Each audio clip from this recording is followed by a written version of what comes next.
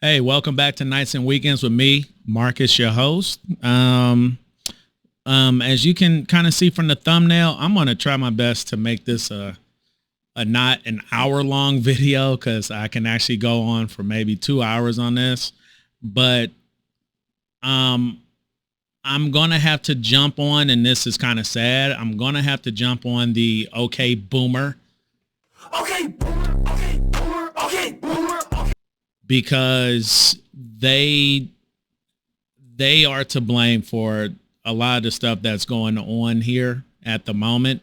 And I'm going to just go down a quick list of the things that I believe that the boomers as a generation, not necessarily you as an individual, but you as a generation, have completely and utterly failed on and failed and could probably, for some of y'all couldn't care less, because you know what? At the end of the day, like how my guy said, let the animals wipe themselves out. God willing. Fuck them. Everybody who looks like them. Yeah, that's exactly what it's like. Okay, so we're going to hop right on in. I'm going to try my best not to shake my goddamn computer to death, but let us go on ahead and, sorry, God, let me go on ahead and hop on in, okay? So the first thing I wanted to hop on here and talk about is our national debt. So, Marcus, Ed and Marcus, throw in clip one about the national debt. There was once a time not that long ago when the size of the national debt dominated political conversation. In 1992, when Ross Perot ran for president on that issue alone, the debt was about $4 trillion. It has now surpassed $35 trillion. It hit that number for the first time on Monday and equates to over $104,000 per person. Financial hole is mounting quicker than most economists had predicted. That's because the money spent on federal programs recently has gone over their initial projections. So as we can see there, the only person who really threw up a huge stink about it was from the silent generation, a better generation of people than the generations that have come after it. But Ross Perot is the last person to really throw a stink about the national debt and everything else. But as we can see here, it's $35 trillion as of 2024. Sometime this within the past maybe month and a half. Okay. We also have this. So we have $35 trillion. That doesn't include Social Security, Medicare, all the folks' pensions who work for the government, where you can probably fire half of these folks. Okay. But we're going to look here. Total interest paid on the debt was $1 trillion. $1 trillion. Let me put that into perspective. There are people who want to build football stadiums. Okay. We paid in interest. Let's say that you have a football stadium that's $5 billion. We paid just in interest enough to build 200 of them in a year. Okay. Money's just flying right on out of the window here. We're going to move on to the things that are going to bankrupt the country, by the way. And again, I hope that God blesses everybody with long lives so that we can see the eventuality of our voting choices from 65 on. Okay, I don't mean age 65. I mean the year 65, which is when things really start to go off the goddamn rails in this country. Ed and Marcus, throw in the clip of the Social Security Trust Fund going when it's going to be insolvent. Social Security and Medicare, warning the two programs could become insolvent in a decade. Elizabeth Schulze is here to break that down for us. Good morning, Elizabeth. Good morning, Rebecca. This is a sobering new government report for the 70 million Americans who rely on Social Security. The Social Security trust funds are now set to be depleted by the year 2035.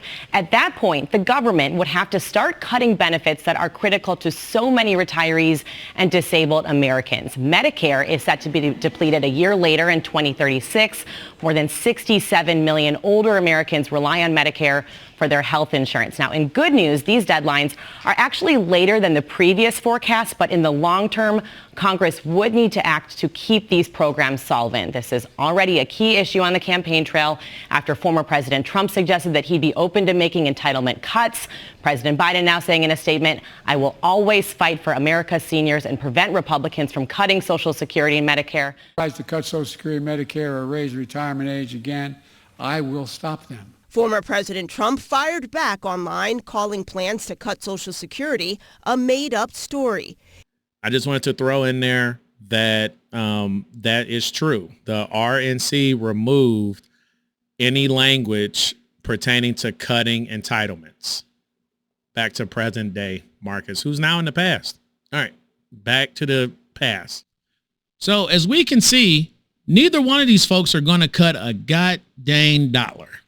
Okay. Now, FYI, for some very astute people, if you're around today in 2024 and you weren't voting for people who wanted to cut the spending on these programs and bring them more in line with what is actually sustainable back 20, 30, 40 years ago, and then now you want to turn around. See, I'm sorry, I'm going to preempt this. I feel like George Bush when he launched the war on Iraq.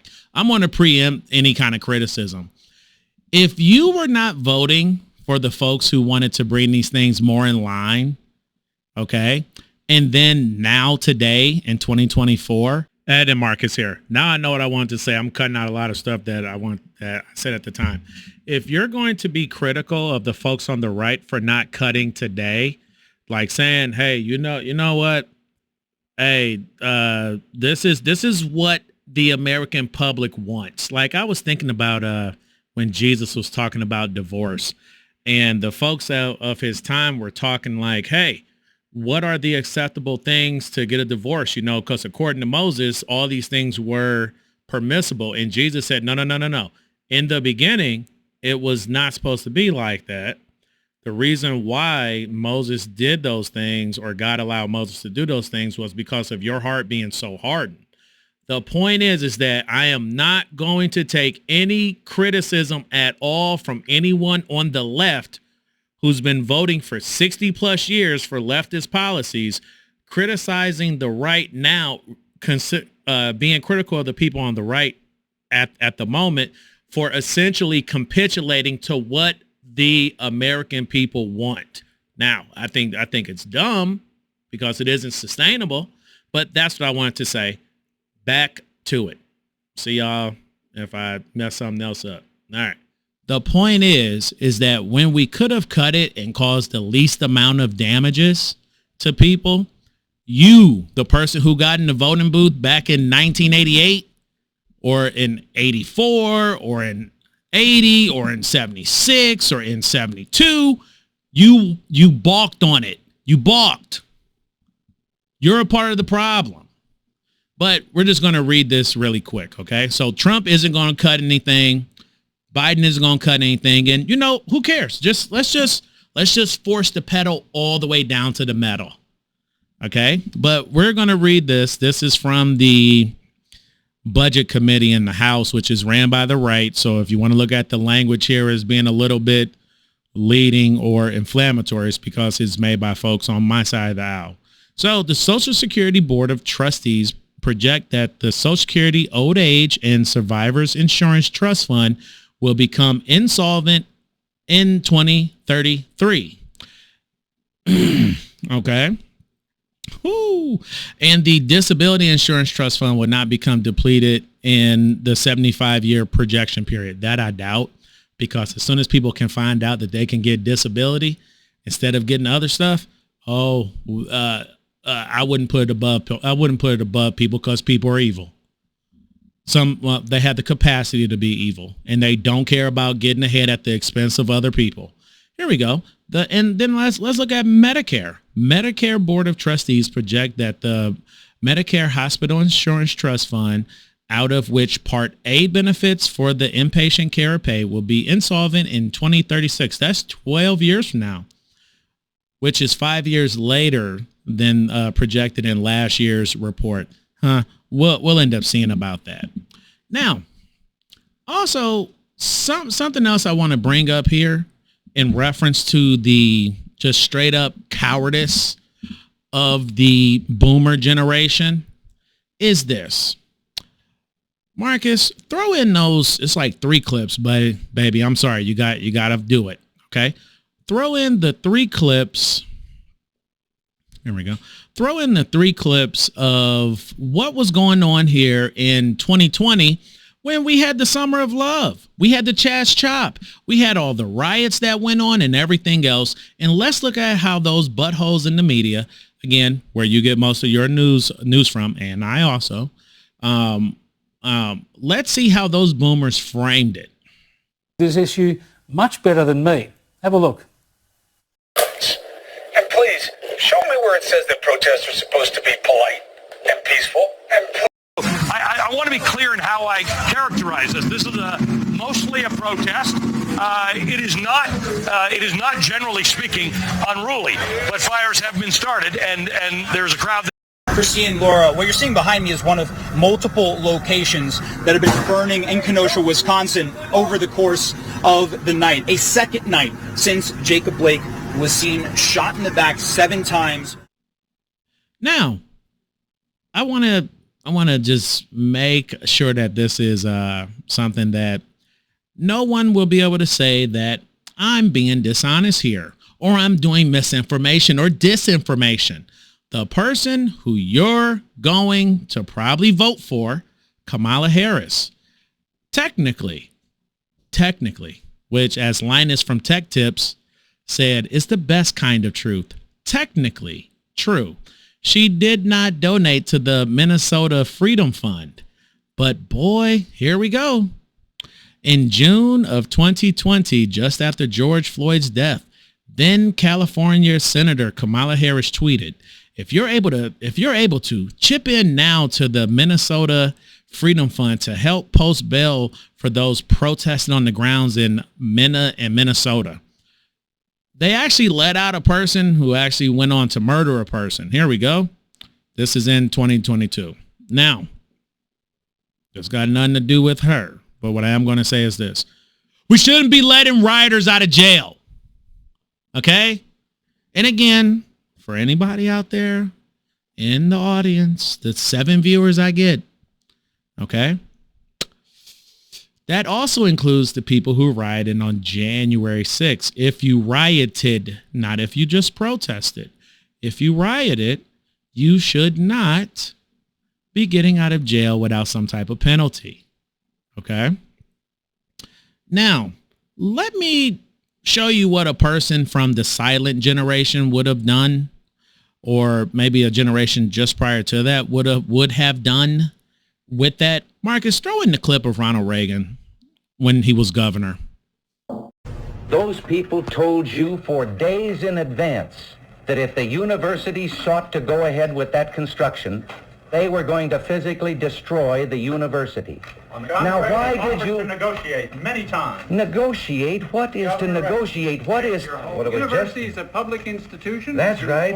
But the university, its own community, and for the community of Berkeley that live around it. All of it began the first time some of you who know better and are old enough to know better let young people think that they had the right to choose the laws they would obey as long as they were doing it in the name of social protest. So as we can see there, again, these were better people than you are. These are better people than us.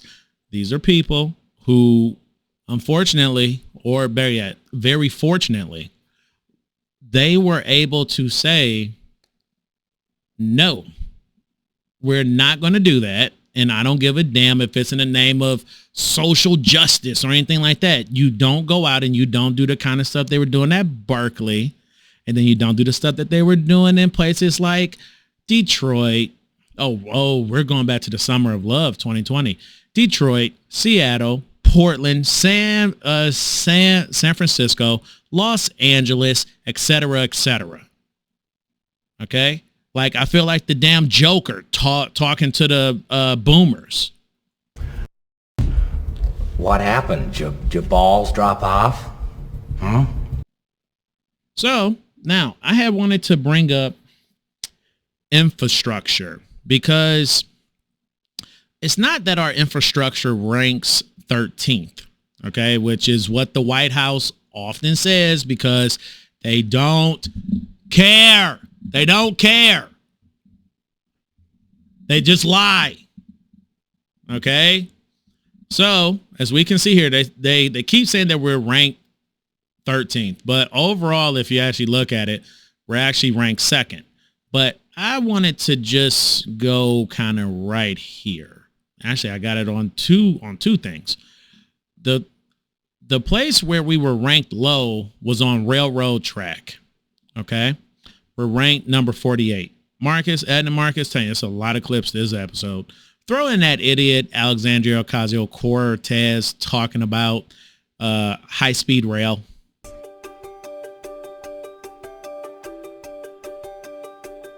This is part of our overall goal to create millions of union jobs in the United States of America, building climate infrastructure. We want equity. That's what we're here to demand. We said for every buck that we're going to put into a car and a bridge, we want to put a buck into a rail, and we want to put a buck into getting people from places like Albany to New York City in 36 minutes. Now, these are the idiot politicians. Now, she's young. This is the idiot politician who's raised by a boomer, okay? And she's an idiot, okay? As we can see here, the reason why high-speed rail doesn't work here in this country, the nation's population is much more spread out than in many other rich countries like those in Europe. And you could throw in Japan. We're more spread out. This is a huge country if you ever have a chance to drive across it. But we have all this infrastructure stuff, right? Here we go. This is the one that's really important, since the folks on the left, they want to push us toward electrifying everything, from the heating and cooling of your house to the way that you drive to and from work, et cetera, et cetera. For water and electricity utility infrastructure, the United States ranks 23rd. Okay. Now, Marcus, Ed and Marcus, throw in the clip of Cash Jordan. If you really should subscribe to his channel. He does a whole lot of stuff in New York City. And he did an excellent thing about how the New York transit system is outdated, but they spend so much money. Okay. Where has the money gone? Oh, that's right. It's gone towards salaries. Throw that in. Now, look, I realize that the subway doesn't have any money, but this idea that we are somehow under-investing in it when this is what our investment is getting us, these old lights and this old sign and this chip and paint right here, you don't keep investing in something that's a bad investment, do you? In what world do investors pour money into something, get zero results, and then keep doing it? That's just not how investments work. On top of properly. But here we have a piece of equipment that was 30 years past its useful life. That means back in 1994, it was time to replace this thing. And whose job was it to do that? Where was the money? Where did that go? What was that spent on? We've had 30 years to do basic maintenance and we're not doing it. And now we're being told that we need to keep investing in such a system that for 30 years has been failing with the little bit of investment that it has been getting. For the MTA. Whose job was it to fix this? And after they left the MTA 25 years ago, who came into their position and was supposed to do their job and didn't do it? Do you see? We've got a lot of failure going on here, and it's not just a one-time thing, and it's not because of congestion pricing taxes of all things. Yes, those would have brought in millions of dollars to the subway. Yes, they were banking on running their operation the way they've been running it for the last 30 years, ignoring equipment failures and just getting a whole bunch of new money. But where is this money going? I looked into that, and according to this Reddit discussion, where anonymous posters give their 2 cents, 58% of the budget for the subway is spent on employee salaries. That's over half the money that they get goes to paying people that might not be doing their job. So I'm back, still pissed off. But let us look at this. Now, you will oftentimes hear, especially the politicians on the left, say that we've underinvested in infrastructure. That's like how they say we've underinvested in education, and that's not true. Let us go here. If you see, this is from usafacts.org. As you can see here, these are adjusted for inflation dollars. So back in the 80s, we spent 80.6 billion. And if you look today, adjusted for inflation, we spent about 50% more adjusted for inflation on our infrastructure. But as you can see from what Cash Jordan saw, the money is spent on folks' salaries instead of on capital equipment. Okay? You want a good example of this? Ed and Marcus, you're not going to have to find this clip. But anyway, there was a clip about how the Biden administration wants to put in all these car chargers. Now, I want to get a Tesla, but good luck charging it everywhere, even though I got a charge station right by the house. I'm not going to cap up here. But the point is that they wanted to spend all this money on putting in all of these charging things for school buses and charging for people's cars, blah, blah, blah. Most of the money was spent and very few things were actually put in. Where did the money go? Now, so we end up having that. Now, one of the last things, actually two of the last things, are the students that these people teach, because most of the time the folks teaching them are a little bit older and everything else. Now, just so that we don't get it twisted, okay? The U.S., just so that we don't say stupid stuff like we underinvest in K through 12. No, we don't. In the entire world, we rank behind Luxembourg, Norway, Iceland. That's it. Okay? There are 3 countries out of 220 or 230 countries, however many exist on planet Earth, that spend less that we end up beating out. Okay? Only 3 spend more than we do on K through 12 primary education. This is from Statista. So as we can see here, primary education, that's K through 12. This is back in 2020 dollars. Okay? So, but if you look there, look at our test scores. This is from Hey Tutor. They actually went on ahead and they pulled a thing called the PISA. It's something that the OECD countries come out with every few years and we test. Okay? If you can see here, it was falling all across the world. So, and now this is before the pandemic too. Even though the pandemic made it worse, but you know, who cares, right? We got to save people. Even though the kids were the least likely to get it, least likely to have any problems. And again, at the end of the day, like I said in 2020, and I swear to God, if this mic did not cost me $100, I would slam it right on my floor. I said all this stuff in 2020.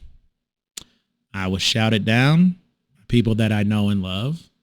And I was told I don't know what I'm talking about because I don't have a degree in epidemiology, even though I could point to people who have degrees in epidemiology and also are virologists or evolutionary biologists who said the same thing, but I don't know what the hell I'm talking about. Okay. But all this stuff started prior to COVID, and the scores were going down in math, reading, and science. Now, I have to say this thing that's nice. We could zoom in right on the United States. 2005, it was above 480. This is for math. And then maybe 2008, it was just below 490. Now, you see, Japan is way up here. Japan is way up here. I wonder why. Probably because they drill into their kids that you can't come home with BS grades, period. Whatever. But as we can see here, we're down here. Okay. We are down here on math.